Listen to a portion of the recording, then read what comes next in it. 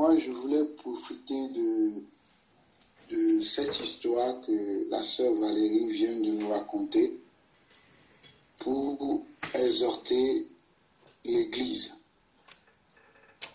Quand je dis l'Église, je sais que nos partages sont souvent enregistrés et partagés. Cela pourrait édifier quelqu'un d'autre. Je crois aux prières qui ont été faites, mais néanmoins, il faut qu'on enseigne la vérité, il faut qu'on parle de la vérité. Surtout pour les jeunes sœurs qui sont au milieu de nous, nous parlons beaucoup du mariage. Certains désirent même se marier. On ne peut pas bâtir une maison sans Dieu. Le mariage est une maison. Le foyer est une maison. Avoir des enfants, c'est une maison. Si tu bâtis ton mariage, ton foyer sans Dieu, il y a beaucoup de preuves qui arrivent dans la suite. Et croyez-moi, je connais beaucoup de sœurs qui sont dans des situations pareilles. Je dis beaucoup. Parce qu'à un moment dans notre vie, nous menons notre vie. Et même quand on nous parle du Seigneur, nous voulons toujours faire à notre tête. C'est comme si quelqu'un veut construire une maison.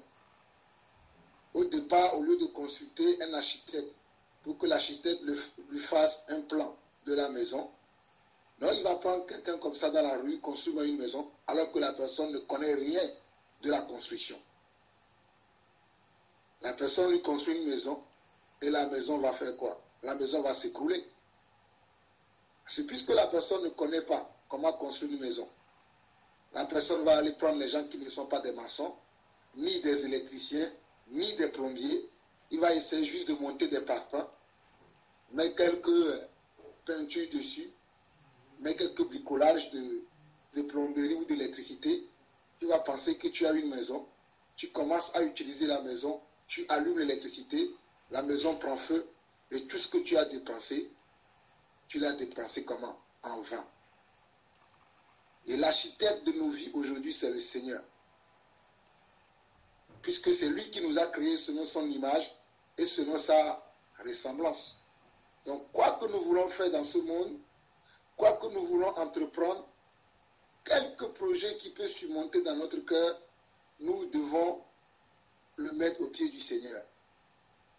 Malheureusement, beaucoup de frères, beaucoup de sœurs aujourd'hui, certains même ne sont pas de frères, parce que avant d'avoir ce recul-là dont je parle, il faut déjà être frère et sœur, et en même temps, il faut vivre dans la parole de Dieu.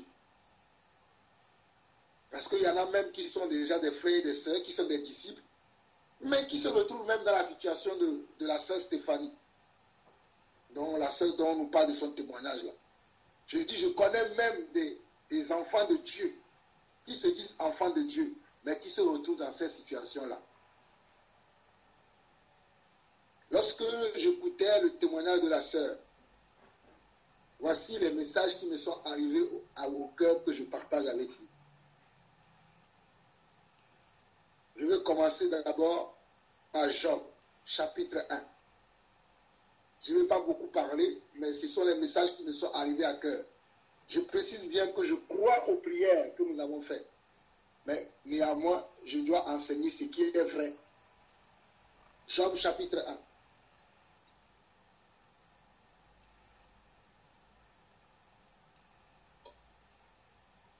Job est quelqu'un qui a bâti sa vie sur le Seigneur. Même le Seigneur lui-même en a témoigné. Lisons Job chapitre 1. Nous allons lire du verset 1 jusqu'au verset 10. Il y avait dans le pays d'Us un homme qui s'appelait Job. Cet homme était intègre et droit. Il craignait Dieu et se détournait du mal. Regardez la présentation qu'on nous fait de Job. On nous dit qu'il y avait dans une ville qui s'appelait Us un homme qui s'appelait Job. Regardez les qualificatifs de cet homme Job. Il était un homme intègre, donc il avait l'intégrité. Il était droit, il marchait dans la droiture. Il craignait Dieu, il avait la crainte de Dieu. Et se détournait du mal. Regardez les 4 qualificatifs qu'on a. Intégrité, droiture, la crainte et se détourner du mal. Après vous-même, vous allez méditer ces 4 mots pour voir si nous-mêmes qui sommes là dans cette veille ce soir, est-ce que nous avons ça dans notre vie?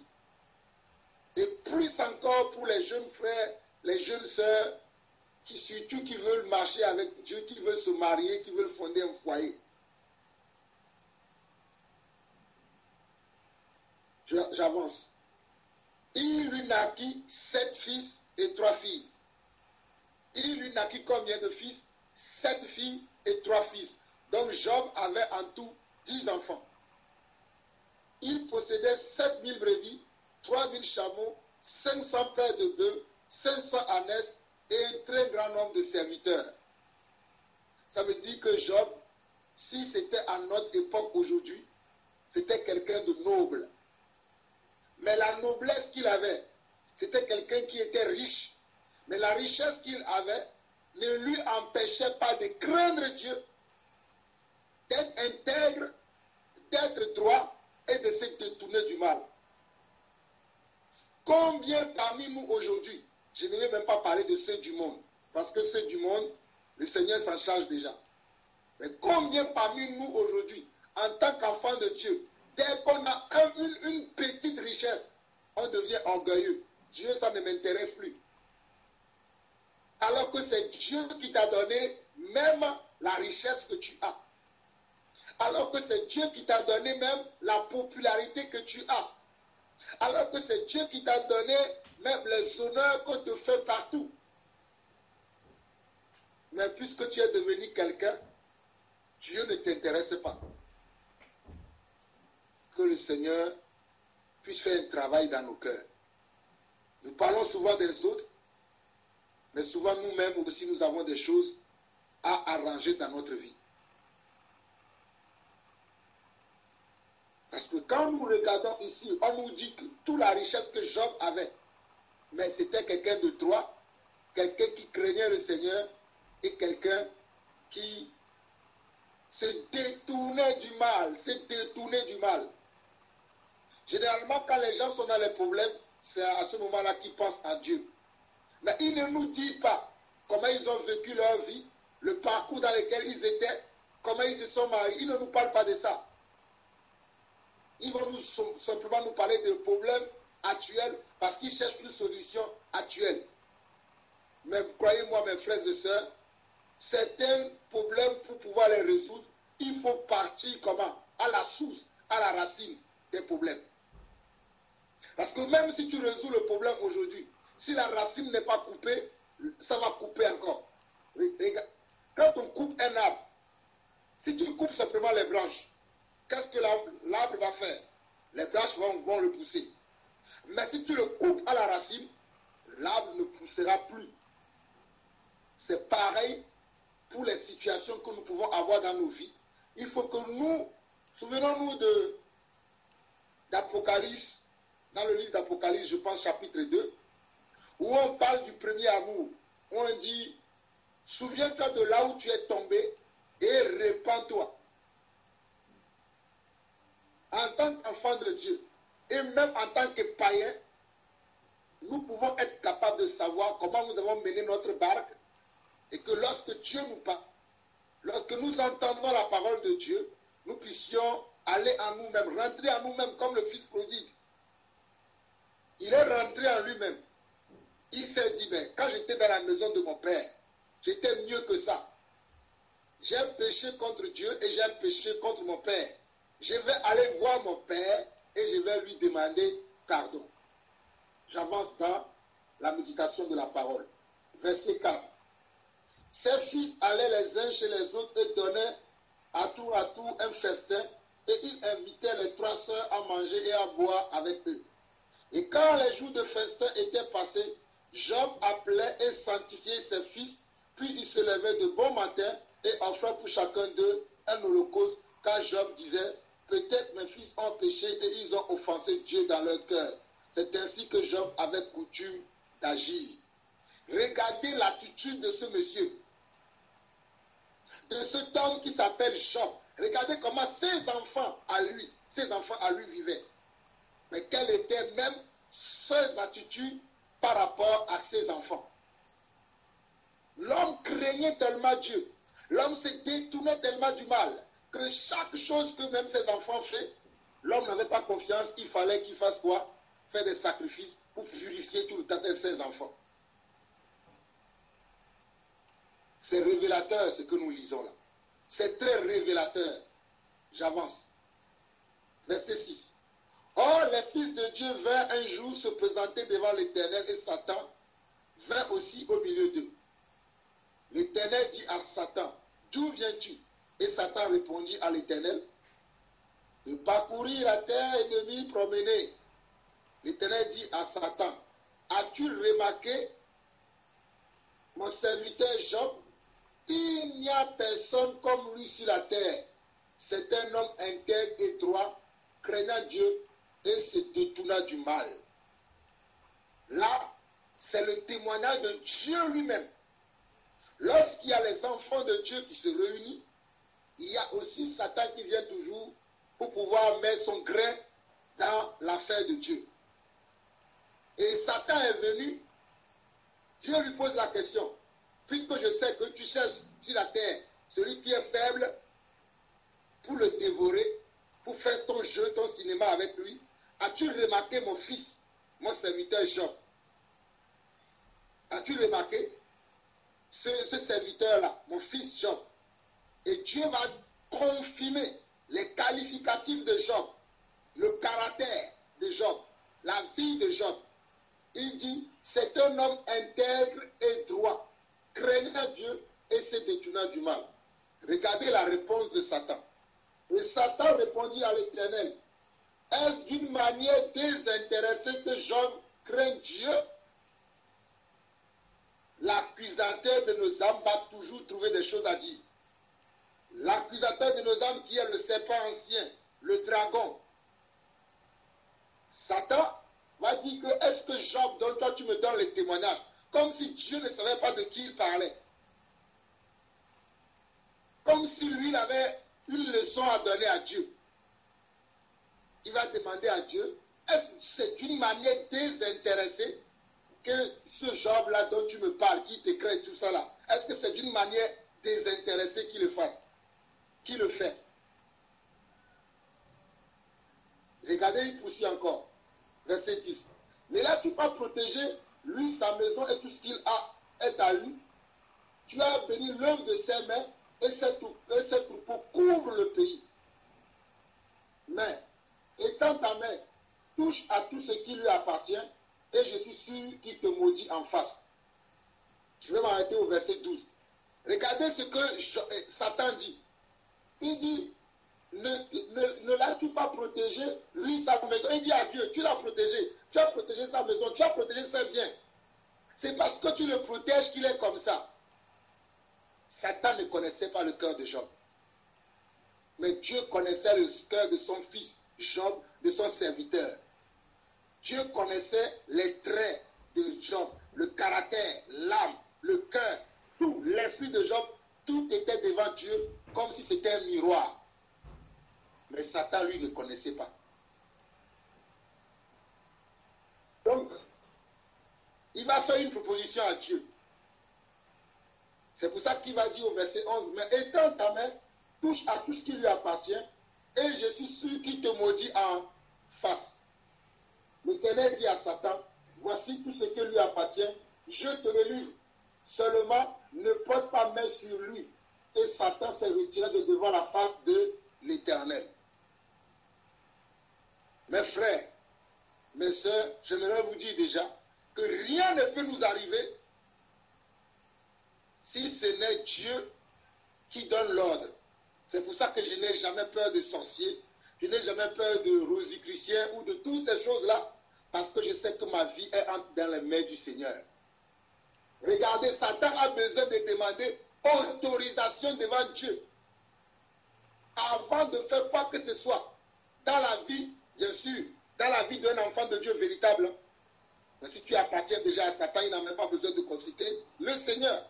Mais si tu es un enfant de Dieu véritable, alors là, véritable, alors là, sincèrement véritable, Satan est obligé d'aller consulter ton maître pour dire, voici, je veux tester la foi d'Alain Patrick. Est-ce que Dieu, tu me permets d'aller? Et Dieu va dire, vas-y, parce que Dieu connaissait son fils. Dieu lui a dit, vas-y. On n'a pas le temps de lire la suite. Satan est parti. Il a commencé à faire son œuvre dans la vie de Job. Les richesses de Job sont parties. Les enfants sont partis. Même sa propre femme. Quand j'entends, on me dit qu'un homme est parti, que l'homme part. L'homme, c'est qui? Quand j'entends souvent les femmes me dire, mon homme est parti. Qui est un homme? Le véritable homme, c'est Dieu. Quand je vois les hommes qui se plaignent, ma femme m'a laissé, elle m'a abandonné avec les enfants. Le véritable homme, c'est le Seigneur. La femme de Job va demander à Job, maudis ton Dieu. Si tu as vraiment un Dieu, regarde tout ce qui nous arrive. Maudis ton Dieu là. Qu'est-ce que Job lui a répondu? Est-ce que nous qui sommes ici aujourd'hui, est-ce que nous sommes capables d'agir comme Job? Parce que l'épreuve que Job est en train de vivre là, nous pouvons le vivre. La Bible, ce n'est pas un livre d'histoire. C'est un livre de faits réels, des choses qui se sont passées. C'est pour ça que la Bible dit que, dans Romains chapitre 10, dans 1 Corinthiens chapitre 10, on nous dit que ce qui a été écrit, l'a été comment? Pour notre instruction. Donc ces choses-là doivent nous instruire. Donc est-ce que nous là qui sommes là, ici ce soir, et ceux qui vont écouter cet enregistrement plus tard, est-ce que nous sommes prêts d'agir comme Job? Job qui était un homme qui était riche, extrêmement riche, qui d'un seul coup, sans commettre un péché, il perd tout.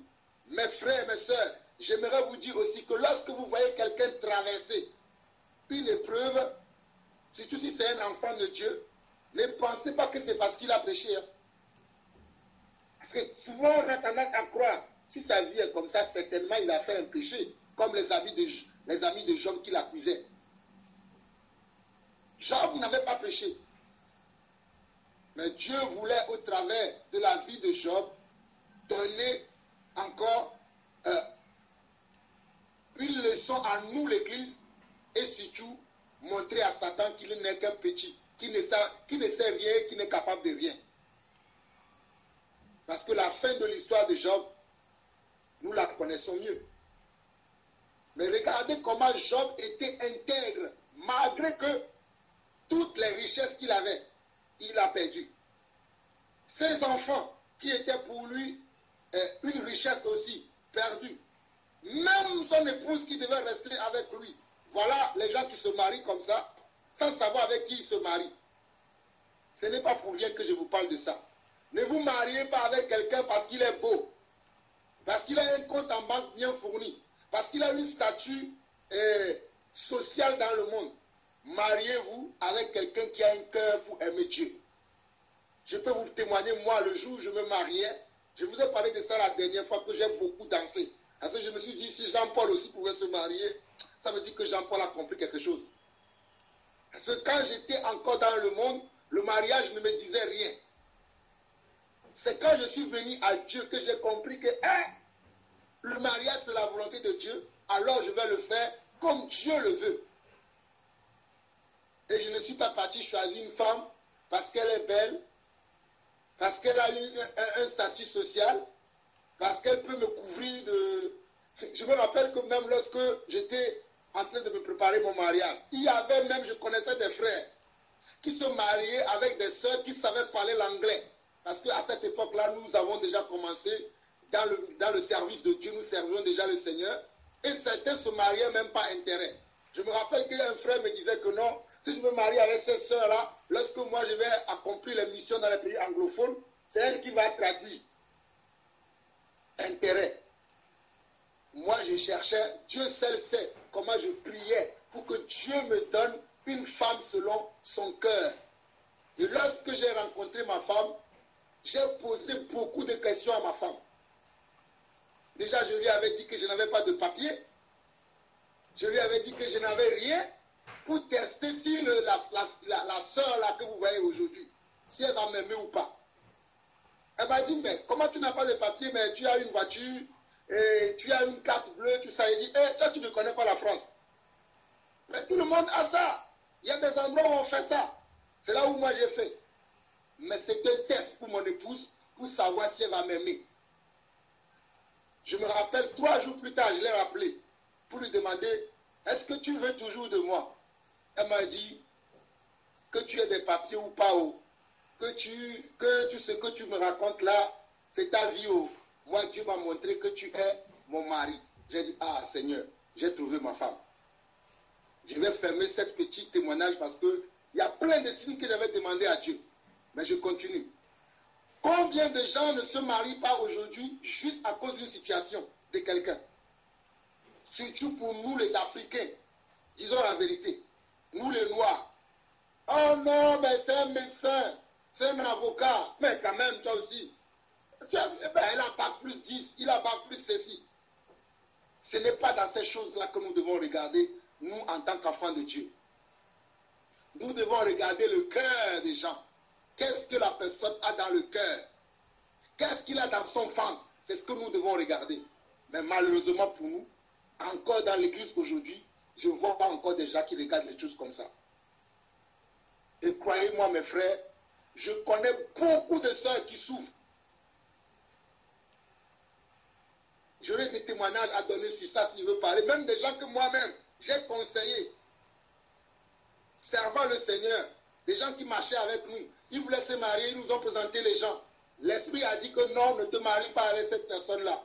Oh non, vous les serviteurs de Dieu, c'est toujours comme ça, c'est vous qui voulez décider pour nous. Moi, Dieu m'a montré, je vais aller avec. Je parle d'une sœur qui a appelé mon épouse il n'y a pas longtemps. Ça fait 11 ans qu'il vit avec un monsieur que lui-même il est parti. Qu'elle-même plutôt elle est partie chercher en Côte d'Ivoire parce qu'elle est partie en vacances. Elle est revenue, la sœur nous a parlé, j'ai trouvé mon mari. Dieu m'a montré que c'est mon mari. Il s'appelle comment? Il s'appelle Mohamed. Il a dit non, Dieu ne peut pas t'envoyer un Mohamed. La sœur a commencé à parler. Il a dit bon ma sœur, c'est ta vie. Si tu veux aller avec Mohamed, vas-y. Mais moi dans ma parole, la parole que je connais, tel que toi tu connais le Seigneur, tu ne peux pas aller te mettre avec un Mohamed. Mohamed a fait 3 enfants avec la sœur dont je parle. Aujourd'hui, Mohamed n'est plus là. Et la sœur la souffre, elle pleure.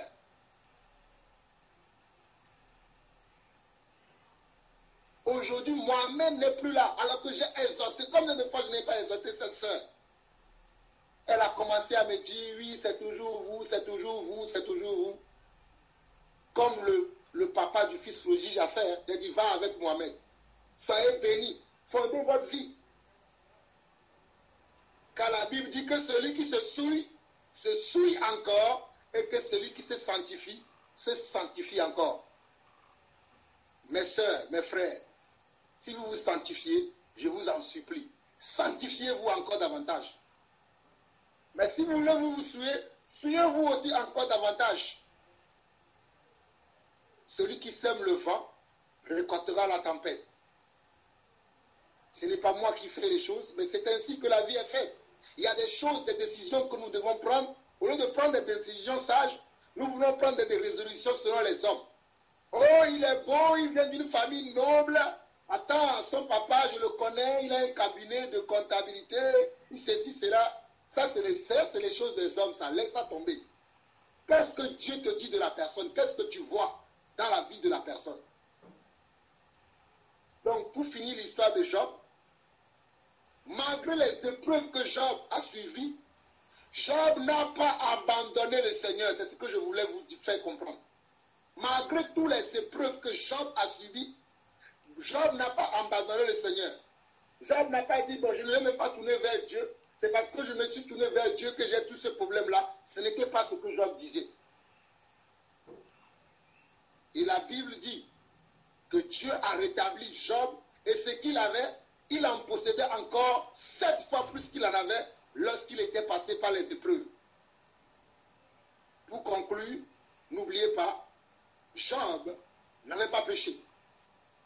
Mais pour que Dieu puisse témoigner de lui, de qui qu'il était un homme intègre, un homme qui le craignait, un homme qui se détournait du mal, un homme qui marchait dans la droiture, il fallait qu'il passe par ces épreuves-là pour montrer à Satan que mon fils là, il ne fait pas cela d'une manière intéressée. Beaucoup de gens sont venus à Christ aujourd'hui d'une manière intéressée. Ah, parce qu'à l'église, je peux trouver une sœur. Parce qu'à l'église, je peux trouver un homme. Tu n'as rien compris. Ah, parce qu'à l'église, je peux trouver mon... Non, non, on ne vient pas à l'église pour trouver un conjoint. On ne vient pas à l'église pour trouver sa vie sociale. On priera pour... Combien de gens pour qui on n'a pas prié pour les maisons? Mais aujourd'hui que je ne vois plus. Combien de gens n'ont pas soutenu même financièrement dans l'église, mais aujourd'hui que je ne vois plus. Cela ne m'empêchera plus pas de soutenir, de prier. Mais je nous dis que si notre cœur n'est pas droit devant le Seigneur, peu importe les choses que nous pouvons faire, nous n'aurons pas de succès. Souvenons-nous de Josué chapitre 1 verset 8. Lorsque le Seigneur exhortait Josué, il lui dit: médite ce livre de la loi, nuit et jour, afin d'agir fidèlement selon ce qui est écrit. La fidélité dans le cœur des enfants de Dieu aujourd'hui. D'ailleurs, même ce mot fidélité, ils ne comprennent pas. Pourquoi on va parler même de la suite? Donc, je quitte Job. Je reviens maintenant dans les Écritures, dans l'Évangile, et je vais aller directement dans Matthieu, chapitre 10. Excusez-moi si mon exhortation est longue, mais il faut que vous compreniez ce que Dieu a mis dans mon cœur lorsque j'écoutais les témoignages de la sœur. Matthieu, chapitre 10. Nous allons lire à partir du verset 32. Il dit: c'est pourquoi quiconque se déclarera publiquement pour moi, je me déclarerai moi aussi pour lui devant mon Père qui est dans les cieux. Mais quiconque me réuniera devant les hommes, je les réunirai aussi devant mon Père qui est dans les cieux. Ne croyez pas que je sois venu pour apporter la paix sur la terre. Je ne suis pas venu apporter la paix, mais l'épée. Car je suis venu mettre la division entre l'homme et son père, entre la fille et sa mère, entre la belle-fille et sa belle-mère. Et l'homme aura pour ennemi les gens de sa maison. Celui qui aime son père ou sa mère plus que moi n'est pas digne de moi. Celui qui aime son fils ou sa belle-fille plus que moi n'est pas digne de moi. Celui qui ne prend pas sa croix et ne me suit pas n'est pas digne de moi. Celui qui conservera sa vie la perdra, et celui qui perdra sa vie à cause de moi la retrouvera. Je m'arrête ici, au verset 39. Sommes-nous prêts à perdre nos vies aujourd'hui? Beaucoup d'entre nous nous battons pour avoir notre vie à nous. Est-ce que nous sommes prêts maintenant aujourd'hui à quitter notre vie? Nous devons perdre notre vie. Regardez, Jésus dit qu'il n'est pas venu pour apporter la paix. Si quelqu'un croit que lorsqu'il va venir à Christ, il aura la paix, il se trompe. La paix, nous l'aurons au ciel. La vraie paix, qui ne va jamais partir. Apocalypse chapitre 22 en parle. Là où il n'y aura plus ni deuil, ni douleur, les choses premières seront, c'est au ciel que nous aurons. Mais tant que nous serons sur cette terre-là, nous aurons toujours des tribulations, des épreuves. C'est en cela que Dieu va voir notre foi. C'est en cela que Dieu verra si nous l'aimons vraiment. C'est en cela que Dieu va juger les sentiments de nos cœurs, comme il a jugé les sentiments de Job. Pour que Satan sache que Job ne le suivait pas par rapport à quelque chose, mais que Job lui avait consacré toute sa vie. Est-ce que nous avons consacré nos vies au Seigneur? Moi, c'est la question que je nous pose. Moi aussi, je suis dedans. Avons-nous consacré nos vies au Seigneur? Il y a même des gens, aujourd'hui dans le monde, lorsqu'il te donne 10 euros, c'est parce qu'il attend demain que toi tu lui donnes 50. Toujours intérêt. Et beaucoup viennent avec ce sentiment-là devant le Seigneur. Ah, si je me dis que je le suis, peut-être il va me bénir, je vais avoir ma maison, mon travail, un bon mari, de bons enfants. Mais non. Si tu viens avec de bons sentiments, avec de meilleurs sentiments, avec un bon cœur, si tu cherches d'abord Dieu, lui-même il a fait la promesse dans Matthieu 6, le verset 33. Cherchez premièrement mon royaume, ma justice, et toutes les choses vous seront données par-dessus. Malheureusement, beaucoup d'entre nous cherchent d'abord les autres choses. Les bons maris, les bonnes femmes, les bons ceci, les bons cela. C'est ce que nous cherchons tous. Mais moi, j'ai pris la résolution. Moi, j'ai pris la résolution de ne plus chercher toutes ces choses-là. Je me focalise sur le Seigneur. Les choses de cette terre, de plus en plus, ça me dégoûte. Je commence à avoir de plus en plus de dégoût pour les choses de cette terre. Mais je veux chercher Dieu. Je veux marcher avec Dieu. Je veux que Dieu agisse dans ma vie. Cela ne veut pas dire que si tu as une maison, tu le vends. Hein. Ce n'est pas ce que je suis en train de dire. Cela ne veut pas dire que si tu as un travail, tu le quittes. Non. Mais il faut que tu jauges ton cœur. Qu'est-ce que ton travail, quelle est la place que ton travail prend dans ton cœur? Quelle est la place que ta maison prend dans ton cœur? Quelle est la place que ton mariage prend dans ton cœur? Quelle est la place que tes enfants prennent dans ton cœur? J'ai parlé la dernière fois de l'idolâtrie. Que certains d'entre nous pensent que l'idolâtrie, c'est de s'agenouiller devant les statuettes. Non. Tu peux adorer ton travail si tu ne le sais pas. Tu peux adorer ton mari ou ta femme si tu ne le sais pas. Tu peux adorer tes enfants si tu ne le sais pas. Tu peux adorer les biens que tu possèdes. Alors que c'est Dieu que tu dois véritablement adorer. Nous devons plaire. Nous devons chercher à plaire à notre Dieu comme Job. Dieu a donné un bon témoignage de lui. Comme nous le voyons ici dans Matthieu chapitre 10, le verset 39, il dit que celui qui conservera sa vie la perdra. Avons-nous perdu nos vies?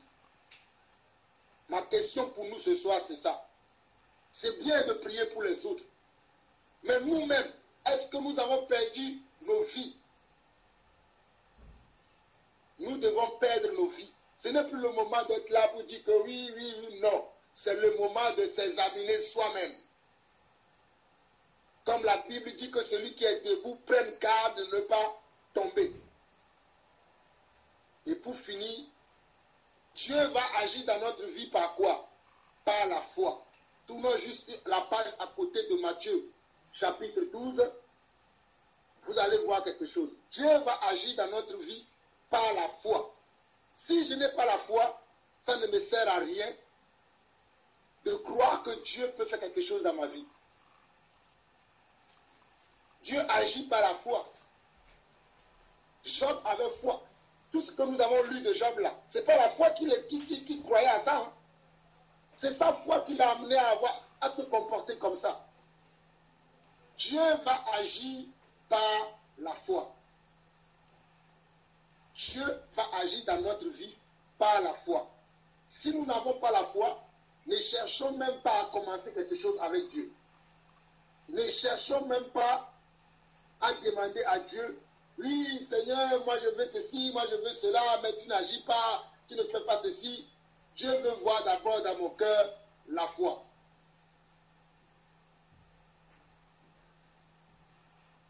Dieu veut voir d'abord dans mon cœur la foi. Regardons dans Matthieu chapitre 13. Matthieu chapitre 13, nous lisons du verset 53 au verset 58. On nous dit que lorsque Jésus eut achevé ses paroles, il partit de là. S'étant rendu dans sa patrie, il enseignait dans la synagogue, de sorte que ceux qui l'entendirent étaient étonnés et disaient d'où viennent ces sagesses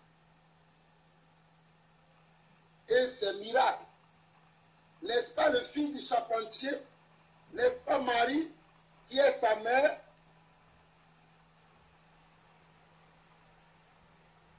N'est-ce pas Marie qui est sa mère, Jacques, Joseph, Simon et Jude, ne sont-ils pas ses frères? Et ses sœurs ne sont-elles pas toutes parmi nous? D'où lui viennent toutes ces choses? Et il était pour eux une occasion de chute. Et il était pour eux une occasion de comment? De chute. Pourquoi Jésus était pour sa famille une occasion de chute? Parce que la foi n'était pas dans le cœur de sa famille. Il le dit dans la suite. On dit, mais Jésus leur dit, un prophète n'est méprisé que dans sa patrie et dans sa maison. Et il ne fit pas beaucoup de miracles dans ce lieu à cause de leur incrédulité. À cause de leur incrédulité. Tu vas prendre quelqu'un, tu vas dire, Dieu peut te faire ci, Dieu peut te faire ça. Voyez-moi, la personne te coule dans l'oreille gauche et ça sort de l'oreille droite. Parce que pour lui, tu racontes des histoires. Il n'a pas vraiment la foi. C'est pour ça que moi, je prie moins avec les gens aujourd'hui.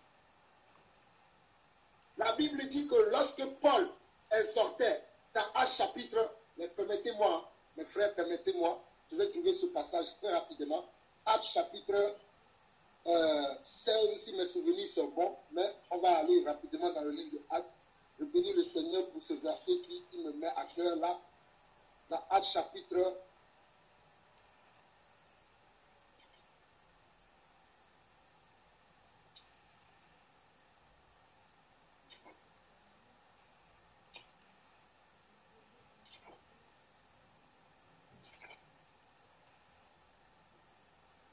Si quelqu'un connaît, je suis en train de chercher le passage, c'est le passage où Paul prêchait et il avait vu qu'il y avait un homme qui était dans la foule qui avait la foi. C'était un homme qui était malade et Paul lui dit,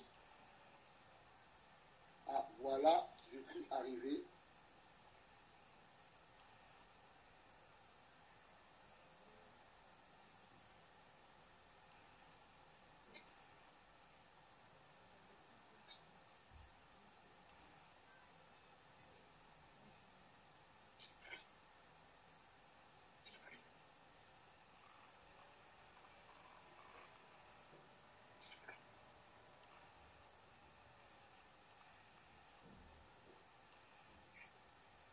Et Paul lui dit, et selon la parole, Paul lui dit, et je vais trouver le passage pour ne pas vous dire n'importe quoi. Je suis dans Actes là, je vais le trouver.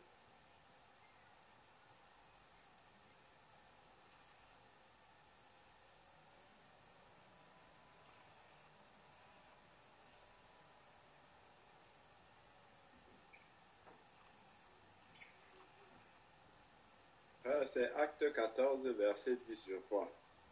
Merci mon frère. Merci. Je cherchais le passage, mais je n'avais pas. Ah, amen. Merci mon frère. Donc dans Acte chapitre 14, nous allons prendre à partir du verset 9 au verset 11. On nous dit, il écoutait parler Paul. Et Paul, fixant les regards sur lui, et voyant qu'il avait la foi pour être guéri, et voyant qu'il avait la foi pour être... Bon, je vais même lire plus haut. Acte chapitre 14, je vais lire à partir du verset 6. On dit, Paul et Barnabas, en ayant eu connaissance, se réfugièrent dans les villes de la Lycaonie, à Lys et à Derbe, et dans les contrées d'alentour. Et ils annoncèrent la bonne nouvelle. La parole de Dieu est une bonne nouvelle que nous annonçons. Mes frères, c'est pour ça que lorsque j'annonce la parole de Dieu, je l'annonce avec toute ma force parce que je sais que j'annonce une bonne nouvelle. C'est une bonne nouvelle qui me donne tous les jours la nourriture de chaque jour. La parole de Dieu est une bonne nouvelle. J'avance. On nous dit à Lys se tenait assis un homme impotent des pieds, boiteux de naissance. Paul ne connaissait pas ce monsieur, parce que c'était un impotent qu'on amenait là-bas, qui était boiteux de naissance, et qui n'avait jamais marché. Il écoutait comment? Parler Paul. Il écoutait parler Paul. Et Paul, fixant les regards sur lui, et voyant qu'il avait la foi pour être guéri, dit d'une voix forte, lève-toi droit sur tes pieds. Et il se leva d'un bond et marcha. Voilà pourquoi même aujourd'hui, pour prier pour un malade, je cherche d'abord la foi. Je ne prie pas simplement parce que, bon, je connais que c'est écrit dans la Bible qu'il faut prier. Je cherche d'abord de voir s'il y a la foi. Sinon, ma prière ne va pas porter du fruit. Regardez, ça, c'est une révélation pour nous qui voulons faire des miracles aujourd'hui. Cherchons d'abord à avoir la foi dans le cœur des gens. Ne prions pas simplement pour prier. Sinon, nous perdons notre temps. On nous dit ici, il écoutait parler Paul, et Paul fixant les regards sur lui, et voyant qu'il avait la foi, Paul, l'Esprit l'a témoigné dans le cœur de Paul. Lui là, il a la foi maintenant. Ordonne-lui qu'il se lève au nom de Jésus. Et Paul a dit, lève-toi, il s'est levé. Parce que Paul a vu la foi. Nous, plein de fois, nous ne voyons pas la foi. Mais nous parlons. Que Dieu nous aide dans notre faiblesse. Que Dieu nous donne son esprit. Que Dieu nous donne comment sa sagesse dans certaines choses. Regardez, il est écrit qu'il écoutait parler Paul.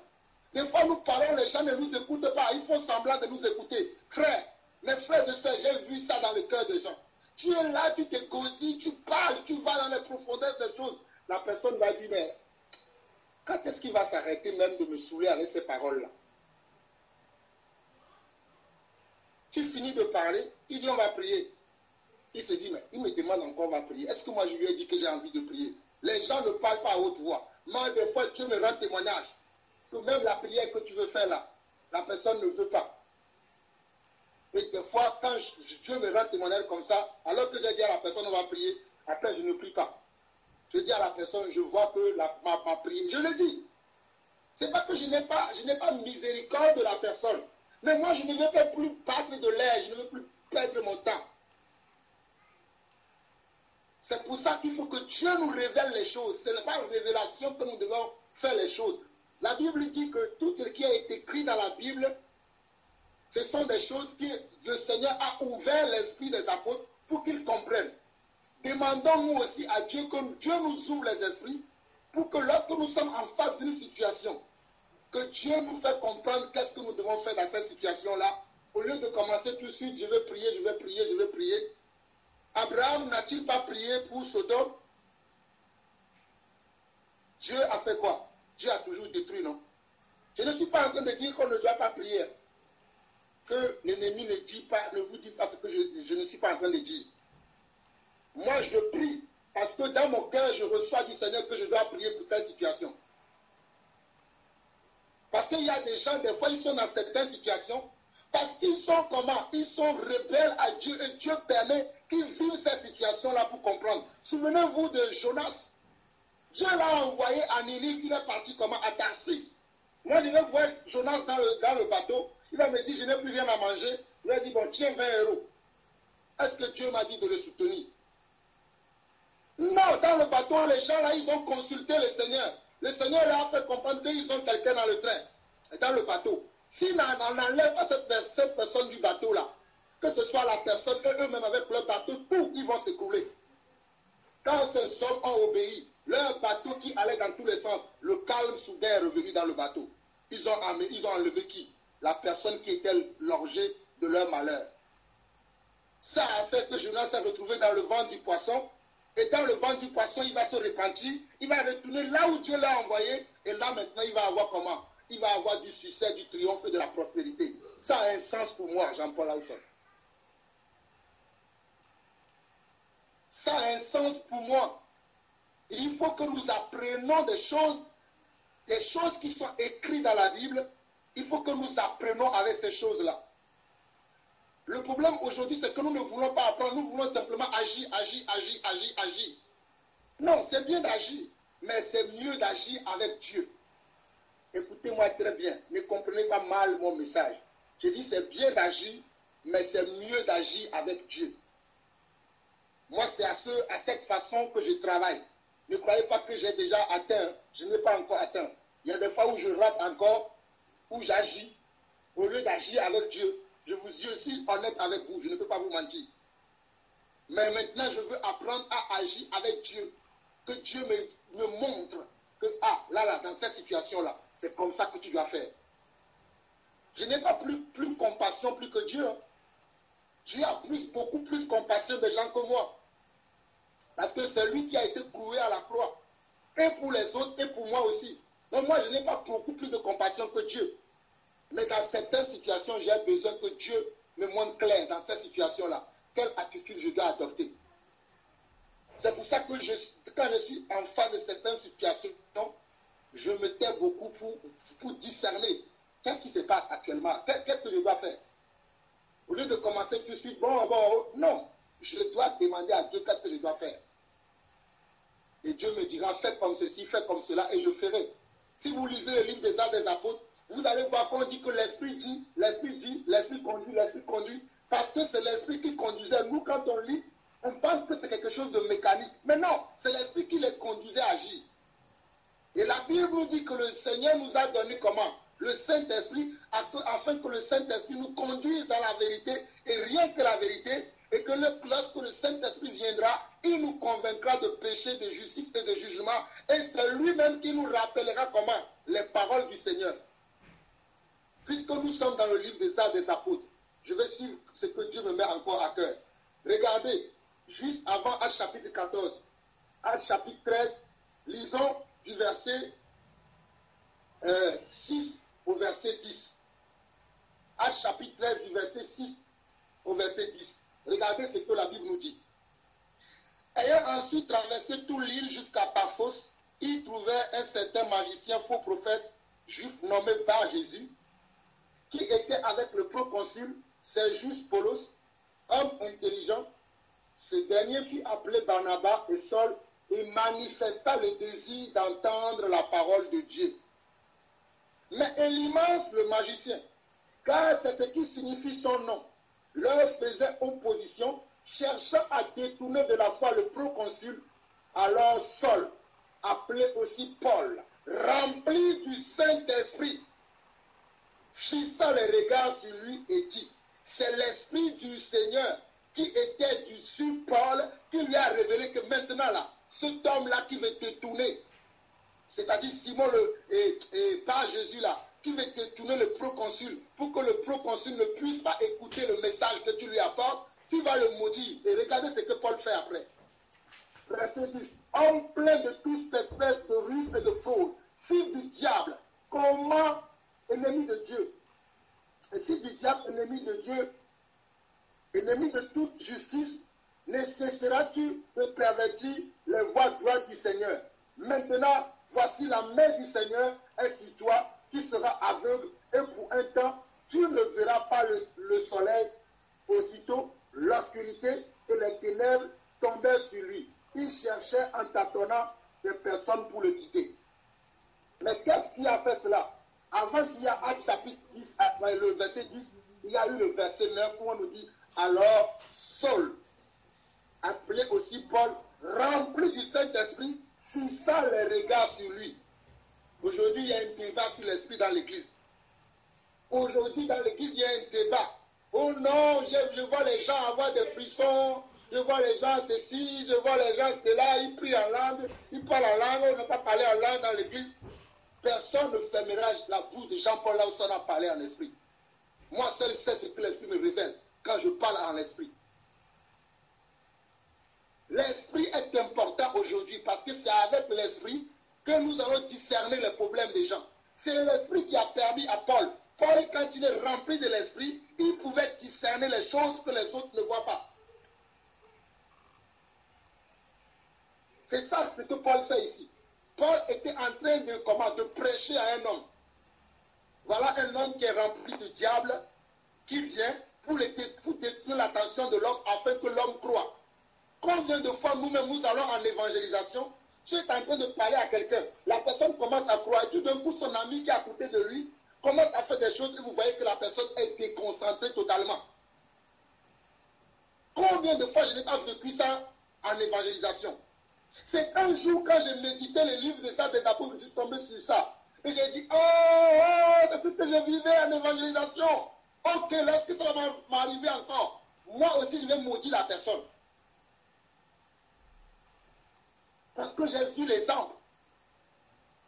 Il y a des gens qui sont des fils du diable. Ils veulent nous détourner de la volonté de Dieu. Toi, tu es là, tu veux s'aimer dans la vie de quelqu'un. Et tout ce qu'il veut faire, c'est de mettre du sable à ce que tu fais. Je vais laisser la personne. Paul a-t-il laissé ici? Paul n'a pas laissé. Parce qu'il voulait sauver la vie de cet homme. Croyez-moi, quand un homme est converti, c'est toute une famille. C'est toute une génération de personnes, des centaines de personnes qui peuvent être sauvées après. Dieu seul sait toutes les personnes que nous amenons à la foi. Depuis que j'ai cru au Seigneur, toutes les personnes que j'ai amenées à la foi, Dieu seul le sait. Si je n'avais pas cru, qui va amener toutes ces personnes-là à la foi? C'est pour ça que quand on prêche l'évangile à quelqu'un, on doit être vigilant. Même si la personne a cru, il a commencé par marcher dans le Seigneur, nous devons être vigilants pour surveiller les pas de la personne. Pour que la personne ne va pas marcher dans d'autres choses. Comme on a vu la vie de Job, que Job était intègre, il était droit. Il craignait Dieu et il s'est détourné du mal. Moi aussi, lorsque je prêche à quelqu'un, je dois surveiller la vie de la personne pour voir si la personne marche comme ça. Sinon, il ne pourra pas produire du fruit. Quittons ça, sinon je vais trop parler. Je vais finir ce que je disais dans Matthieu chapitre 12. Revenons dans Matthieu chapitre 12. Et merci pour votre patience. Là, je vais finir. Je pense que l'Esprit a communiqué ce qu'il voulait communiquer. J'étais dans Matthieu chapitre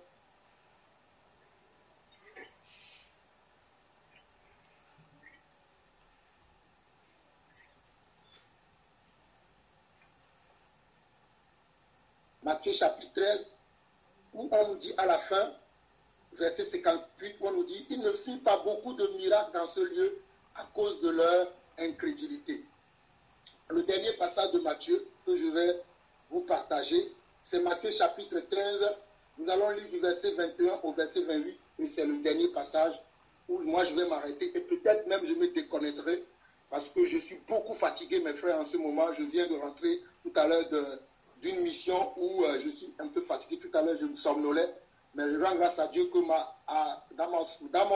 ma somnolence, Dieu a permis que je puisse écouter quand même le témoignage de Valérie pour apporter quelque chose. Mais je ne pense pas que ce soir, j'aurai la force nécessaire de tenir jusqu'à demain matin. Pardonnez-moi. Je suis un homme et priez pour moi pour que Dieu puisse me donner la force pour continuer la marche. Parce qu'en ce moment, je fais beaucoup de choses et je suis beaucoup fatigué.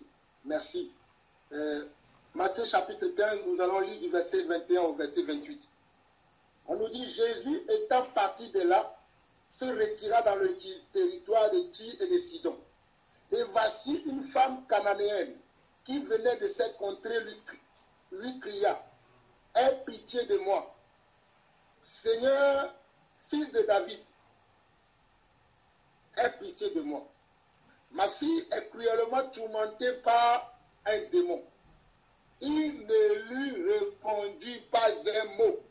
Et ses disciples s'approchaient et lui dirent avec instance, renvoie-la, car elle crie derrière nous.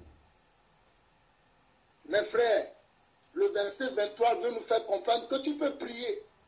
Dieu peut t'entendre, mais il va faire comme s'il ne t'entend pas. Voici la preuve ici. Voici la preuve. On nous dit, il ne lui répondit pas un mot. Combien de fois n'avons-nous prié, n'avons pas prié, combien de fois n'avons-nous pas prié Dieu et que Dieu ne nous a pas répondu tout de suite. Et que bon, comme Dieu ne nous a pas répondu, nous nous sommes tués. Bon, comme il ne m'a pas répondu, bon, il ne me répondra certainement pas. Bon, moi je vais voir ailleurs. Regardez, verset 23 de Matthieu chapitre 15. Il ne lui répondit pas un mot et ses disciples s'approchèrent et lui dit avec instance, renvoie-la car elle crie derrière nous. Combien de fois tu es là dans cette situation, tu cries, tu parles. Les gens vont dire, mais c'est toujours lui. Mais pourquoi c'est toujours lui? Mais la femme là, elle était persévérante. Qu'est-ce que je vais nous dire? J'ai parlé tout à l'heure d'intégrité, de craindre Dieu, de se détourner du mal, d'être dans la droiture. Et j'ai parlé aussi d'être dans la foi. Mais là, je veux nous parler de la persévérance aussi. Elle était persévérante, malgré que les disciples qui étaient avec Jésus disent que renvoie-la. Mais Seigneur, renvoie-la, elle nous fatigue, elle est tout le temps derrière toi. Aie pitié de moi, fils de David, aie pitié de moi. Seigneur, s'il te plaît, nos erreurs ont trop attendu ça. Renvoie-la pour qu'elle nous laisse tranquille. Mais regardez ce que Jésus va dire. Verset 24.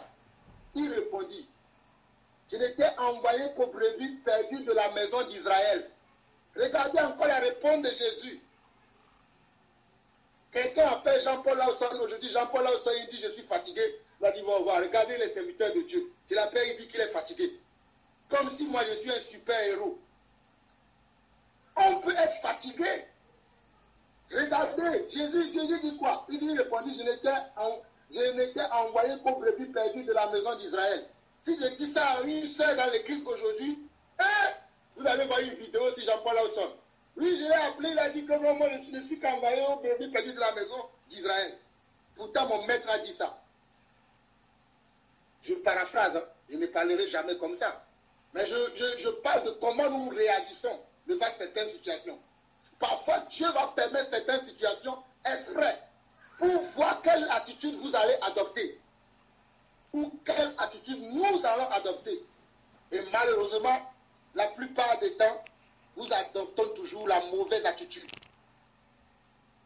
C'est le ruminement. Oh, ça fait 10 ans que moi je suis dans le Seigneur.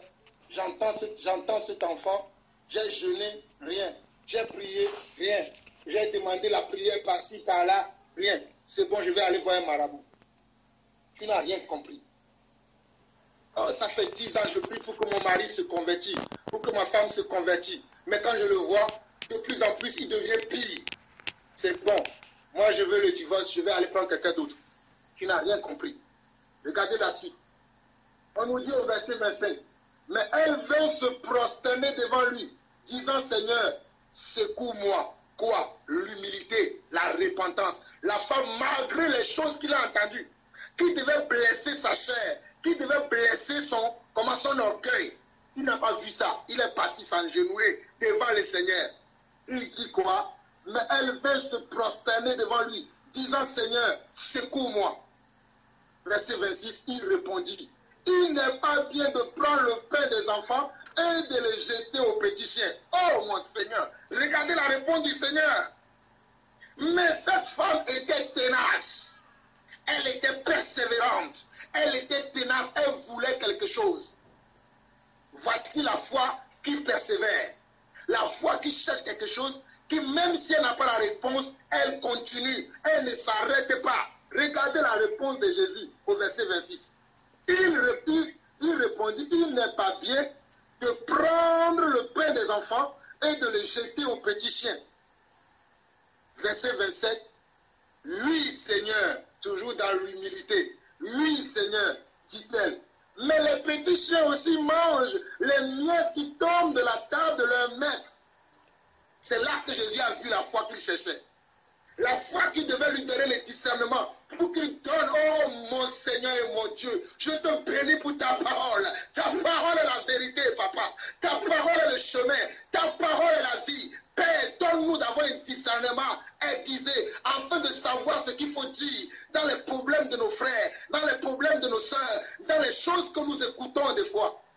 Regardez, c'est ce que Jésus devait entendre avant de prier, avant d'accorder comment?